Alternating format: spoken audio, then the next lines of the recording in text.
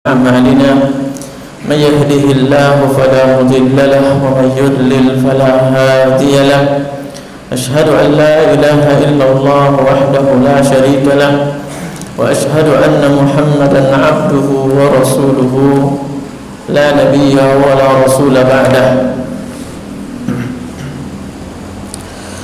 Jemaah sekalian yang dirahmati oleh Allah Subhanahu wa taala, tak henti-hentinya kita untuk senantiasa bersyukur kepada Allah Subhanahu wa taala atas segala kenikmatan yang Allah berikan kepada kita semua. Kenikmatan baik itu berupa duniawi ataupun berupa hidayah, petunjuk dan taufik Allah Subhanahu wa taala. Dan tidaklah Allah Subhanahu wa taala memberikan kenikmatan kepada kita kecuali untuk senantiasa bertaqarrub, mendekatkan diri kepada Allah Subhanahu wa taala. Salam beserta salawat kita haturkan kepada baginda Nabi sallallahu alaihi wasallam yang Rasulullah sallallahu alaihi wasallam adalah manusia yang sempurna, yang wajib bagi kita untuk mengikutinya. Dengannya Allah Subhanahu wa taala mengutus Muhammad sallallahu alaihi wasallam agar bagaimana dia menjadi contoh dalam seluruh aspek kehidupan manusia, baik itu ibadah, keyakinan, muamalah dan akhlaknya. Jamaah sekalian yang dirahmati oleh Allah Subhanahu wa taala, hadis Rasulullah sallallahu alaihi wasallam yang diriwayatkan oleh Abu Hurairah radhiyallahu taala anhu, ia berkata, Rasulullah sallallahu alaihi wasallam bersabda, al-imanu bid'un wa sab'un. Iman itu 70 lebih. 70 lebih. Iman itu jumlahnya 70 lebih. Kalimat dalam bahasa Arab bid'un itu berarti 3 sampai 9. 3 sampai 9 berarti 70 tigaan mungkin begitu. Au bid'un wa sittun, atau 60 lebih. Syu'bah, cabang. Iman memiliki 60 lebih cabang keimanan itu. A'laha qaulu la ilaha illallah. Yang paling tinggi, cabang yang paling tinggi dari keimanan setiap atau seorang mukmin adalah kalimat la ilaha illallah. Wa adnaha imatatul adza 'anit thariq. Dan iman yang paling rendah yang dimiliki seseorang adalah imatatul adza, menyingkirkan apa? Menyingkirkan rintangan apa saja dari jalan manusia, ya, dari jalan manusia. Wal hayatu syu'batun minal iman. Dan rasa malu adalah salah satu cabang daripada keimanan. Jamaah sekalian yang dirahmati oleh Allah Subhanahu wa taala, hadis ini adalah hadis yang begitu agung tatkala kita mentadabburi dan memahaminya, yang juga menunjukkan kepada kita semua tentang tingkatan-tingkatan amalan, tingkatan-tingkatan keimanan seseorang. Keimanan tidaklah menjadi tidaklah satu derajat antara mukmin yang satu dengan mukmin yang lainnya. Tetapi terkadang kita memiliki kekuatan, memiliki semangat dalam beramal. Maka tatkala kita memiliki semangat itu, kemudian kita melakukan amalan tersebut atau amalan apa saja dalam syariat ini, maka pada saat itu iman kita lagi naik. Sebaliknya, ketika seseorang meninggalkan suatu amalan di dalam syariat ini dan dia ketahui, maka pada saat itu imannya lagi menurun. Maka jemaah sekalian, kita memperhatikan bahwa keimanan naik dan turunnya itu ditandai dengan ibadah yang kita lakukan. Itu ditandai dengan ibadah yang kita lakukan. Saat kita ingin menilai diri kita bahwa iman kita tinggi, lebih baik daripada orang lain, maka hendaknya kita melihat amalan apa yang kita telah lakukan, amalan apa yang kita lakukan. Karena dengan itulah, dengan ibadahlah iman kita diukur. Menjadi takaran kita adalah ibadah yang dilakukan, tidak dengan yang lainnya. Oleh karena itu Rasulullah sallallahu alaihi wasallam menyebutkan di sini bahwa ya annal imana ismun yashmalu aqaidal qalbi wa amali. Iman itu mencakup keyakinan hati dan amalan-amalan hati. Apa itu keyakinan hati? Atau apa itu amalan hati? Kalau keyakinan hati, yakin bahwa Allah mengijabah doa kita, yakin bahwa Allah ada di sana, yakin bahwa Allah itu Maha Kuat. Adapun amalan hati adalah seluruh amalan-amalan hati seperti cinta, senang dan benci, dan seterusnya, tawakal, harapan kepada Allah Subhanahu wa taala, itu adalah amalan hati. Maka ketika seseorang berdoa kepada Allah Subhanahu wa taala, hakikat aslinya dia bisa mengumpulkan 3 amalan. Yang pertama keyakinan, kemudian yang kedua amalan hatinya, yang ketiga adalah doa itu sendiri. Doa itu sendiri. Maka dia bisa mengumpulkan 3 amalan dalam sekali beribadah kepada Allah Subhanahu wa taala. Wa amalihi wa amalul jawarihi wa aqwalil lisan. Dan iman itu juga mencakup anggota amalan atau perbuatan anggota tubuh kita, dan wa aqwalul lisan, dan ucapan-ucapan lisan itu adalah amalan. Artinya apa? Antara keyakinan dengan perbuatan itu tidak bisa dipisahkan, bahwa keyakinan itu hanya dalam hati, kemudian amalan itu bukan bagian daripada keimanan. Bukan bagian daripada keimanan. Amalan itu muncul apa yang menjadi isi hati kita, apa yang menjadi isi hati seseorang. Makanya kata beliau, faqullu ma yuqarribu ila Allah wa ma yuhibbuhu.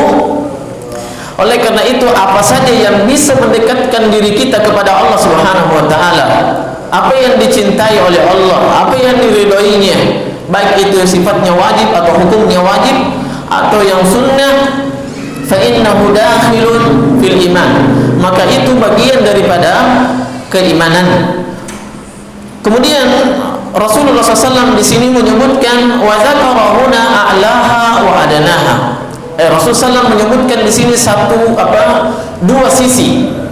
Sisi yang paling tinggi dan sisi yang paling rendah daripada keimanan. Sisi yang paling tinggi adalah al-imanu, kalimat la ilaha illallah. Tentunya tidak sekedar ucapan kalimat la ilaha illallah. Tidak sekedar ucapan kita mengucapkan kalimat la ilaha illallah. Namun mengucapkannya juga, mengucapkan kalimat la ilaha illallah, sekedar mengucapkannya saja, itu juga merupakan sebuah zikir yang paling afdal. Sebagaimana yang tatkala Nabi Musa alaihissalam meminta sebuah zikir, doa, ibadah yang ringan, kemudian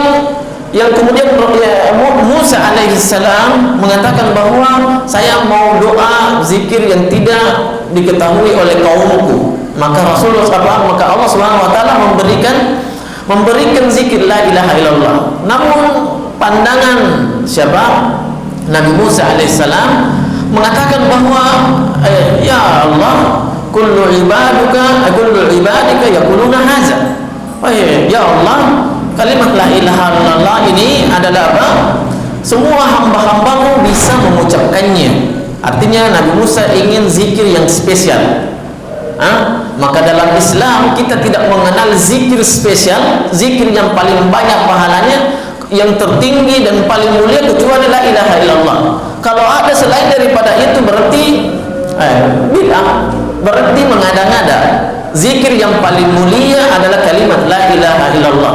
Karena Nabi Musa saja, seorang nabi meminta zikir khusus kepada Allah, namun Allah tidak memberikan kecuali kalimat la ilaha illallah. Maka ini adalah satu sisi keimanan yang paling tinggi di sisi Allah Subhanahu wa taala. Kemudian kita mengulangi bahwa zikir kalimat la ilaha illallah adalah tidak sekadar mengucapkannya ketika kita ingin memperoleh pahala yang lebih tinggi tentunya, tetapi dibutuhkan di dalamnya adalah pemahaman kita terhadap makna tersebut, makna kalimat la ilaha illallah, kemudian apa yang menjadi rukunnya, apa yang menjadi syarat-syaratnya, dan apa yang menjadi pembatas-pembatasnya. Makanya saya belum pernah baca, tapi saya lihat dari sebagaimana hadisnya Ibnu Abbas radhiyallahu taala anhu, bahwa orang diberikan pahala di dalam salatnya itu dengan kadar apa yang dia pahami maknanya. Walaupun kewajiban kita, salat yang kita lakukan menggugurkan kewajiban kita. Artinya apa? Kualitas ibadah kita sesuai dengan pemahaman kita apa yang kita baca, dan itu akan konsekuensinya adalah kekhusyuan tentunya. Ada konsekuensinya adalah kekhusyuan. Semakin seseorang memahami doa-doa, ayat-ayat yang dia baca di dalam salatnya, maka pada saat itu juga semakin khusyuk kepada Allah Subhanahu wa taala. Untuk khusyuk di dalam salat saat ini itu tidak harus pintar bahasa Arab. Untuk khusyuk, untuk bisa khusyuk di dalam salat saat ini tidak harus pintar bahasa Arab. Kenapa? Karena banyak terjemahan. Banyak terjemahan, sangat mudah untuk kita memperoleh.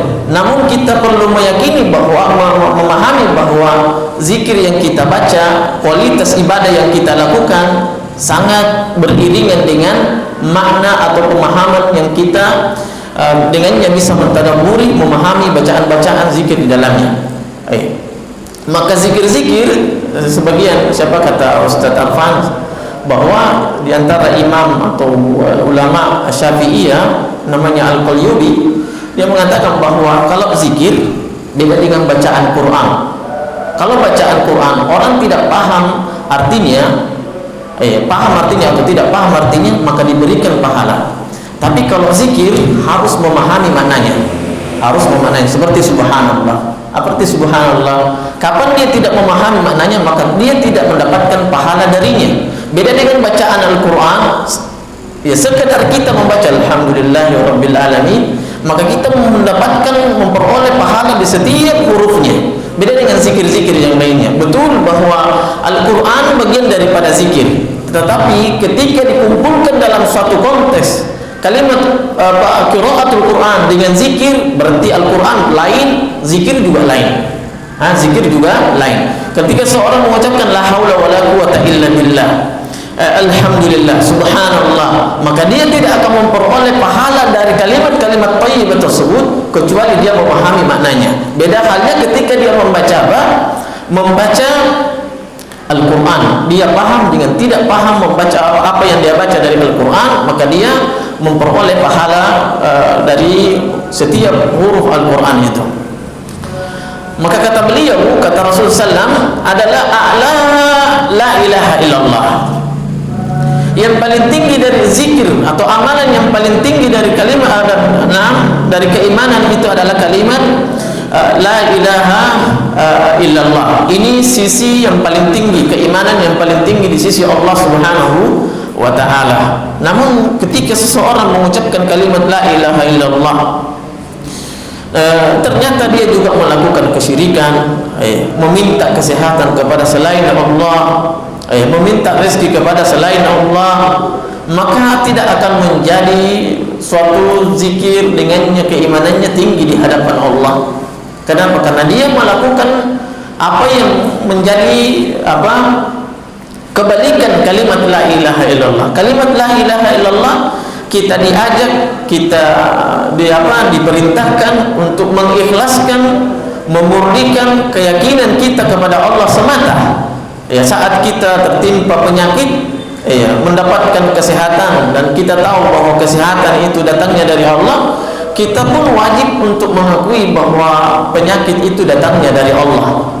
Penyakit itu datangnya dari Allah. Maka tidak pantas bagi seorang mukmin dia mengucapkan kalimat la ilaha illallah namun masih memiliki keyakinan ada penyembuh selain daripada Allah, ada pemberi kecukupan selain daripada Allah, ada pemberi kesehatan selain daripada Allah Subhanahu wa taala. Nah, wa adnaha imatatul adza 'anit thariq. Ini adalah sisi keimanan yang menunjukkan bahwa iman yang paling rendah adalah menyingkirkan rintangan apa saja, batu duri dari jalan. Batu duri dari jalan. Itu iman yang paling rendah. Ya, iman yang paling rendah. Nah, kemudian sisi yang lainnya adalah apa? Adalah beliau menyebutkan di antara keduanya, antara sisi yang paling tinggi kemudian sisi yang paling rendah, di antara dua ini adalah al-haya, malu. Malu. Kata beliau, kenapa Rasulullah sallallahu alaihi wasallam menyebutkan malu ini sebagai apa? Sebagai penengah dari dua sisi keimanan yang paling tinggi dan keimanan yang paling rendah, meletakkan rasa malu berada di tengah-tengah. Dikarenakan rasa malu ini tidaklah dia dimiliki oleh seseorang kecuali melahirkan kebaikan. Kebaikan. Rasa malu itu membuat kita terdorong melakukan kebaikan, membuat kita juga menghindar dari kemungkaran. Itu rasa malu yang terpuji di sisi Allah Subhanahu wa taala. Ketika rasa malu itu kita miliki, namun ternyata kita dapati diri kita tidak membuat kita terhindar dari maksiat, menjauh dari maksiat, dan tidak membuat kita terdorong untuk semakin melakukan kebaikan, amalan-amalan ibadah, maka itu rasa malu yang tidak terpuji di sisi Allah Subhanahu wa taala. Dalam bahasa Arab itu disebut sebagai khajal. Hadisnya Aisyah radhiyallahu taala anha bahwa maudi'a fi syai'in illa zana wa manuzi'a an syai'in illa syana. Tentang rasa malu tidaklah diletakkan dalam diri pada sesuatu kecuali sesuatu itu akan menjadi indah. Itu rasa malu. Keindahan wanita di hadapan, di mata lelaki adalah rasa malunya.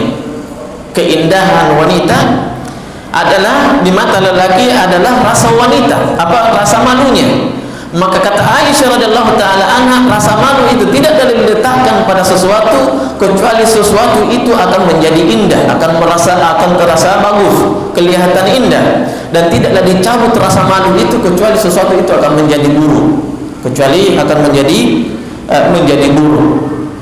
Maka ketika seseorang rasa malunya ternyata tidak membuat dia menjauh dari kemaksiatan, tidak membuat dia semakin dekat kepada Allah Subhanahu wa taala, maka itu bukan rasa malu yang terpuji, bukan rasa malu yang terpuji. Kemudian rasa malu inilah menjadi poros, dengannya kita bisa terpacu untuk melakukan ibadah kepada Allah Subhanahu wa taala. Bagaimana tidak ketika seseorang memahami bahwa seluruh yang kita miliki adalah pemberian Allah Subhanahu wa taala.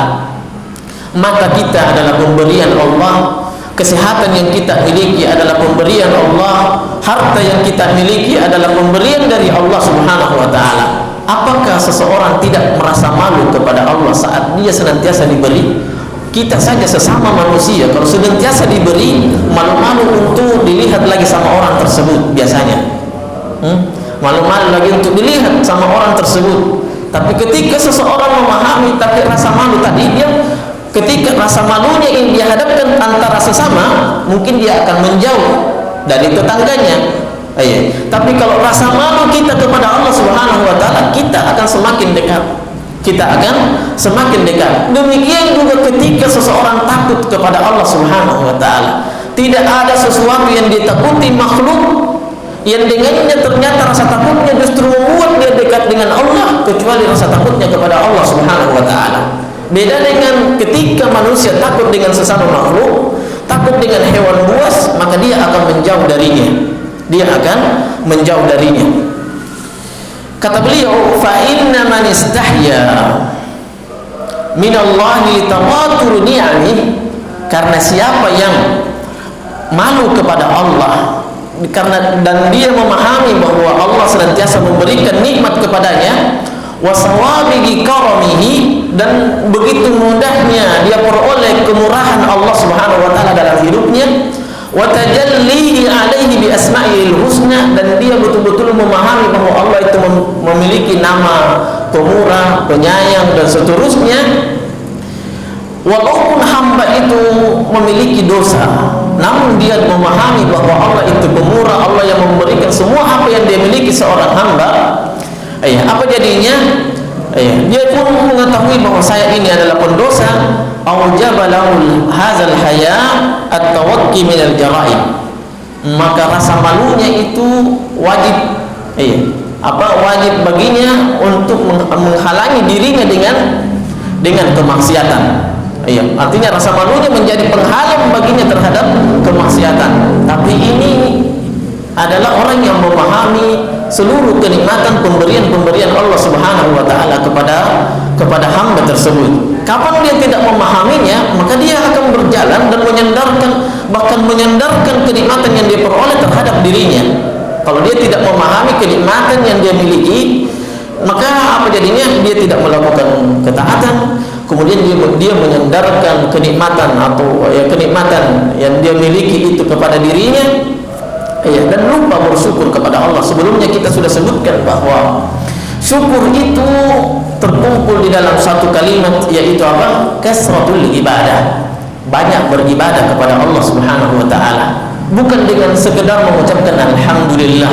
Betul bahwa itu bagian daripada kesyukuran seorang hamba kepada Allah Subhanahu wa taala, tetapi yang dicontohkan oleh Nabi sallallahu alaihi wasallam adalah syukur yang benar, syukur yang tepat adalah melakukan semakin banyak kenikmatan, semakin dia bersyukur kepada Allah Subhanahu wa taala, semakin banyak beribadah kepadanya.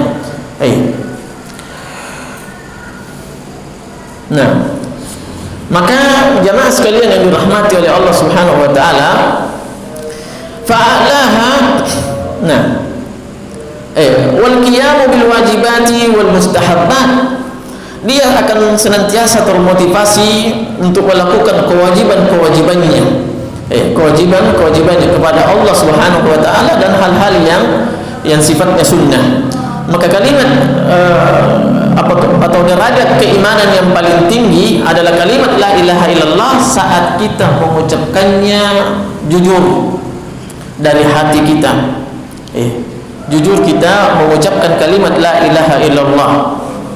Bagaimana itu jujur? Semua orang bisa mengaku bahwa saya jujur mengucapkan kalimat la ilaha illallah. Tapi terkadang saat dia masuk di dalam salat, saat dia mengulurkan tangannya, saat dia memberikan senyuman kepada orang, saat dia bersilaturahmi dengan orang lain, tetangganya, apa di dalam hatinya? Kata seorang ulama, siapa yang mengunjungi bertakziah orang meninggal hanya karena dia ingin dilihat sama keluarga yang meninggal, maka jangan dia pergi bertakziah. Jangan dia pergi bertakziah. Kenapa? Karena tujuannya hanya untuk dilihat sama keluarganya itu. Artinya apa? Riya. Bukan lillahi ta'ala. Bukan untuk memahami bagaimana kematian itu saat dihadapi. Bagaimana seorang hamba keadaannya saat kematian mendatanginya. Dan dia tidak lakukan kecuali hanya untuk dunia. Dia ingin dipuji dan seterusnya. Maka ini makna kalimat shadiqan min qalbi. Dia mengucapkan kalimat la ilaha illallah jujur dari hatinya. Jujur. Apa kalimat la ilaha illallah? Tidak ada sesembahan yang disembah, yang berhak disembah kecuali Allah Subhanahu wa taala. Bukankah silaturahmi itu adalah ibadah? Tapi saat kita menyambung silaturahmi hanya sekedar ingin ditahu bahwa fulan itu adalah ustaz sehingga dia harus silaturahmi dan seterusnya, fulan itu begini dan seterusnya, atau kita hanya sekedar ingin membalas silaturahmi orang tersebut, maka itu menafikan kalimat la ilaha illallah. Menafikan kalimat la ilaha illallah. haitsu ya'lamu wa yuqinu annahu la yastahiqqu hadzal wasf al-azim wa huwa al-uluhiyyah illa Allah. Di mana dia harus memahami apa? Memahami dan meyakini bahwa tidak ada yang berhak untuk memiliki sifat yang agung ini, yaitu uluhiyah, menjadi ketuhanan. Dia yang berhak disembah kecuali Allah Subhanahu wa taala. Nah, fa innahu huwa rabbu alladziina yurabbi, fa innahu huwa rabbuhu, karena Allah adalah Rabbnya, Rabb kita semua, ya. Karena Allah adalah Tuhan kita semua. Bagaimana Tuhan itu? Dia menjaga kita, dia yang mengatur kita. Kalau sekedar menjaga, satpam itu menjaga saja. Merawat kita mungkin merawat saja, tapi Allah Subhanahu wa taala tatkala dia merawat hambanya, mengatur hambanya, dia memberikan apa yang menjadi kebutuhannya. Tidak sekedar menjaga kita dari mara bahaya, dari jin, dari binatang buas dan seterusnya, tidak. Tetapi dia berikan juga apa yang menjadi kebutuhan kita saat kita merasakan ketenangan. Itulah Allah Subhanahu wa taala. Wa yurabbi jami'al alamin bi fadlihi, dengan apa? Keutamaan, dengan nikmat-nikmat yang Allah berikan kepada kita semua, wa ihsanihi, dan kebaikan Allah Subhanahu wa taala. Wal kullu fakirun wa huwal ghani, seluruh makhluk adalah miskin, dialah Allah yang maha kaya. Seluruh makhluk adalah lemah, dialah Allah yang maha kuat. Summa yaqumu fi kulli ahwalihi bil ubudiyah, kemudian dia melakukan di setiap keadaannya, melakukan ibadah hanya kepada Allah Subhanahu wa taala, mukhlishan lahuddin, dengan ikhlas, dengan ikhlas kepada Allah, tulus. Kita pernah sebutkan bahwa kalimat tulus dalam bahasa Indonesia itu tidak bisa mewakili kalimat ikhlas dalam bahasa Arab atau bahasa syariat.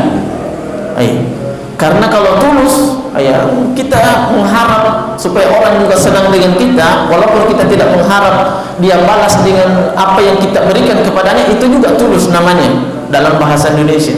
Tapi kalau ikhlas dalam bahasa atau bahasa syariat, ikhlas itu tanpa ada apa-apa yang kita harapkan. Kita berikan sesuatu, tidak ada harapan yang lainnya kecuali pahala dari Allah Subhanahu wa taala. Mukhlishan lahuddin, dan orang yang ikhlas itu orang yang tidak digoda syaitan. Orang yang ikhlas adalah satu-satunya manusia yang tidak digoda oleh syaitan. Yaitu adalah syaitan. Apa ikhlas? Fa inna jami'a syu'abil iman furu'un wa samaratun li hadzal asl. Karena seluruh cabang keimanan baik itu cabang-cabang yang ranting-ranting keimanan, ataupun pokok-pokok keimanan, adalah sumbernya adalah kalimat la ilaha illallah. Sumbernya adalah kalimat la ilaha illallah. Makanya baik buruknya kehidupan seseorang tergantung daripada pemahamannya terhadap kalimat la ilaha illallah, tergantung daripada kalimat pemahamannya terhadap kalimat la ilaha illallah. Kemudian kata beliau, kata Syekh Abdul Rahman As-Sidi, wa dalla ala anna syu'abal iman ba'duha, hadis ini juga menunjukkan bahwa cabang-cabang keimanan sebagiannya itu kembali kepada keikhlasan, hanya kepada Allah Subhanahu wa taala. Kemudian yang sebagiannya adalah di mana amalan kita ini berkaitan dengan sesama, berkaitan dengan sesama, berbuat baik kepada sesama makhluk, kepada sesama makhluk. Oleh karena itu Rasulullah mengatakan tadi, wa adnaha imatatul adza anit tariq, yang paling rendah daripada keimanan itu adalah menghilangkan rintangan hal-hal yang dapat melukai orang-orang di jalanan. Orang-orang di jalan ini adalah perbuatan baik yang kaitannya antara kita dengan sesama, antara kita dengan sesama. Imatatul adza bukan hanya rintangan batu, duri dan seterusnya, tetapi juga adalah apa? di antara rintangan di jalan orang, ya mungkin orang sudah mau berhijrah, tapi kita mungkin memberikan bisikan-bisikan setan. Kalau kamu masuk hijrah, insya Allah peluang antum untuk melakukan mencari nafkah sedikit. Misal, kalau antum mau berhijrah begini, banyak pantangannya. Antum tidak boleh merokok, antum tidak boleh kerja di bank, tidak boleh begini, tidak boleh begini. Itu adalah syaitan. Dan ini di antara al-aza anil tariq, di antara bentuk rintangan di jalan manusia. Bukan sekali tadi Rasulullah SAW bahwa imatatul aza anil tariq itu adalah hissiyah yang bisa kita rasakan, tersandung kaki, menginjak duri dan seterusnya. Tapi kata beliau, kata Syekh Abdul Rahman As-Sa'di rahimahullah ta'ala, bukan hanya itu, tetapi ucapan-ucapan baik juga itu bisa menjadi suatu hal yang bisa menghindarkan seseorang dari rintangan arah dia di mana dia bisa memperoleh hidayah di jalan Allah Subhanahu wa taala. Wal ihsanu alladhi fihi daf'ul madar 'ala al-khalq. Demikian juga yang menghilangkan apa saja kalimat-kalimat yang bisa mencederai orang lain, atau memang supaya orang terhindar dari duri, maka ini adalah bagian dari imatatul aza anit tariq. Kata beliau, wa idza alimna anna syu'abal iman kullaha tarju ila hadhihi al-umur, alimna, kalau kita sudah menyadari perkara ini, bahwa ada ibadah hubungan kita dengan Allah Subhanahu wa taala, ada ibadah yang berkaitan kita dengan sesama, maka orang mukmin sangat memahami bahwa yang paling penting baginya adalah bagaimana dia menjaga sebuah ibadah yang kaitannya antara dirinya dengan Allah Subhanahu wa taala. Dia tidak mengorbankan untuk memperbaiki hubungannya kepada orang lain, kepada sesama, dan meninggalkan perbaikan hubungan dirinya dengan Allah Subhanahu wa taala. Ini adalah kekeliruan. Kenapa? Karena Allah yang membimbing seseorang tatkala dia memperbaiki hubungannya kepada Allah. Allah yang akan membolak-balikkan hati orang yang dia khawatirkan. Hati orang yang dia khawatirkan. Allah yang membolak-balikkan hati orang yang menjauh darinya sehingga dia bisa dekat. Dan seterusnya. Oleh karena itu, sebagian orang justru justru fokusnya adalah memperbaiki hubungannya sesama. Padahal kita menyadari bahwa wa'lamu annallaha yahulu bainal mar'i wa qalbihi, yang menjadi penghalang, yang menjadi tabir antara diri kita dengan diri pribadi kita adalah Allah. Yuqallibuhu kaifa yasha, dalam hadis Rasulullah SAW, bahwa Allah yang punya hati. Kalau Allah yang punya hati, kepada siapa yang kita meminta supaya dibolak-balikkan hati itu? Dengan apa cara kita membolak-balik supaya Allah membolak-balikkan hati orang itu?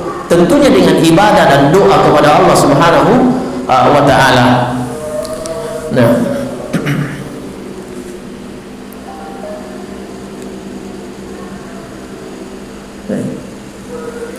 kemudian hadis selanjutnya, hadis dari Adi bin Hatim radhiyallahu taala anhu, ia berkata Rasulullah sallallahu alaihi wasallam bersabda, "Ma minkum min ahadin illa sayukallimuhu rabbuh." Tidaklah salah seorang di antara kalian kecuali Allah akan mengajaknya berbicara secara langsung. Allah akan mengajak dia berbicara secara langsung di hari kiamat. Laisa bainahu wa bainahu turjuman. Tidak ada penerjemah antara Allah dengan hambanya. Fayanzuru aymana minhu fala yara illa ma qaddam. Lalu seorang hamba pun tatkala dia sudah berhadapan dengan Allah, dia menghadap ke kiri ke kanannya, dia tidak mendapatkan sesuatu yang bisa menolongnya kecuali apa yang sudah dia kerjakan di dunia ini. Kemudian dia pun menengok ke sebelah kirinya, maka untuk mencari sesuatu yang bisa menolongnya di hadapan Allah Subhanahu wa taala, maka dia pun tidak mendapati kecuali apa yang telah dia perbuat di dunia ini, kata Rasulullah sallallahu alaihi wasallam. Wa yanzuru baina yadayhi fala yara illa an-nar tilqa'a wajhihi. Dan dia pun depannya, dan dia tidak mendapati di depannya kecuali neraka, di depan matanya. Fattaqun nar walau bisikki tamrah, maka bertakwalah kepada Allah oleh kalian walaupun sepotong biji kurma. Faman lam yajid fabi kalimatin thayyibah, siapa yang tidak mendapati sepotong biji kurma untuk dia bisa sedekahkan, maka hendaknya dia berbicara dengan kalimat yang baik, yang baik. Jamaah sekalian yang dirahmati oleh Allah Subhanahu wa taala, ini hadis ini juga kalimatnya adalah wa yanzuru baina yadayhi fala yara illa an-nar tilqa'a wajhihi.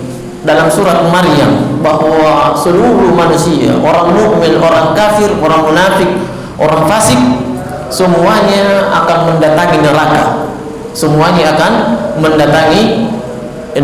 Sebab ma minkum illa wariduha kana ala rabbika hatman maqdiyah summa nunajjil ladzina taqaw wa nadharuz zalimina fiha jiziyah.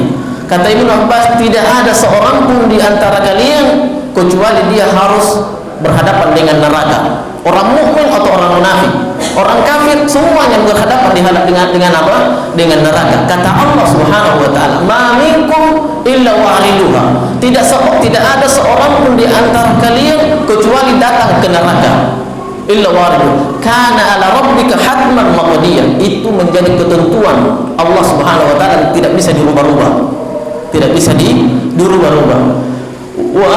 Wa summa nunajjil ladzina taqaw. Kemudian barulah saat kita datang, baru kemudian diselamatkan siapa? Orang-orang yang bertakwa. Wa nazaruz zalimin. Lalu kemudian kami tinggalkan di neraka siapa dia? Orang-orang zalimin. Bagaimana keadaan orang-orang zalim ini saat ditinggalkan di neraka? Wa nazaruz zalimin fiha jisiyah. Dalam keadaan berlutut, keadaan yang paling hina, di tempat yang paling hina, di depan Allah yang murka terhadapnya. Siapa dia? Orang-orang zalim. Orang zalim. Maka jamaah sekalian yang dirahmati oleh Allah Subhanahu wa taala, hadis ini adalah hadis yang sangat agung, yang dengannya kata beliau, hadza hadisun azim tatadammana min azamatil bari ma la tuhitu bihi al-uqul. Tidak bisa masuk akal bagaimana cara Allah Subhanahu wa taala mengajak seluruh manusia satu kaligus berbicara. Semuanya diajak bicara oleh Allah Subhanahu wa taala. Sebagaimana manusia ini saat ini satu kaligus diberikan rezeki oleh Allah Subhanahu wa taala. Dan sebagaimana Allah Subhanahu wa taala membangkitkan seluruh manusia satu kaligus. Itu tidak masuk di akal. Tidak bisa diterima dengan akal. Dia hanya bisa diterima dengan hati, keimanan kepada Allah Subhanahu wa taala.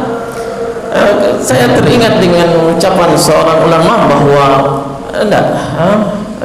dalam tafsir tentang apa? Dalam surat Al-Mulk, bahwa semua orang akan beriman. Kita ajak mereka pakai dalil dengan tidak pakai dalil, semuanya akan beriman kepada Allah Subhanahu wa taala. Kapan itu? Saat dia sudah melihat di pelupuk matanya. Apa itu? Kiamat. Semua akan beriman. Sekarang orang beriman, ada orang tidak beriman. Orang yang beriman sekarang itulah keimanan yang dapat menolong seseorang saat semua orang sudah mengimaninya, meyakininya tentang janji-janji Allah Subhanahu wa taala. Sebagaimana yang disebutkan di sini, orang yang paham bahasa Arab akan bermanfaat saat ini dibanding dengan orang yang memahami bahasa Arab saat Allah Subhanahu wa taala mengajak berbicara dengannya. Ma minkum min ahadin illa sayukallimuhu rabbuh. Pembicaraan yang Allah perjalankan antara Allah Subhanahu wa taala dengan hambanya, tidak ada lain kecuali bahasa Arab, bukan bahasa Bugis, bukan bahasa, tidak ada lain. Bahasa surga dan bahasa neraka adalah bahasa Arab. Semuanya orang akan paham bahasa Arab. Ya tunggu saja, tidak usah capek-capek belajar. Tidak usah capek-capek belajar bahasa Arab. Semua orang paham bahasa Arab, tapi pemahaman seseorang saat itu tidak akan lagi berguna sebagaimana tadi orang yang beriman saat datang hari kiamat semua keimanan orang-orang yang kafir sebelumnya tidak lagi mendatangkan manfaat pada orangnya. Semua akan sadar bahwa betul bahwa Allah adalah Rabb. Semua sadar bahwa Allah adalah sesembahan. Semua sadar bahwa janji Allah adalah benar. Tetapi pada saat itu, saat datang hari kiamat, tidak lagi ada gunanya keimanan tersebut. Keimanan, kegunaan atau adanya manfaat keimanan seseorang, ketakwaan seseorang kepada Allah saat ini, saat dia lagi sehat, saat belum datang waktunya, saat dia lagi sakit dan seterusnya.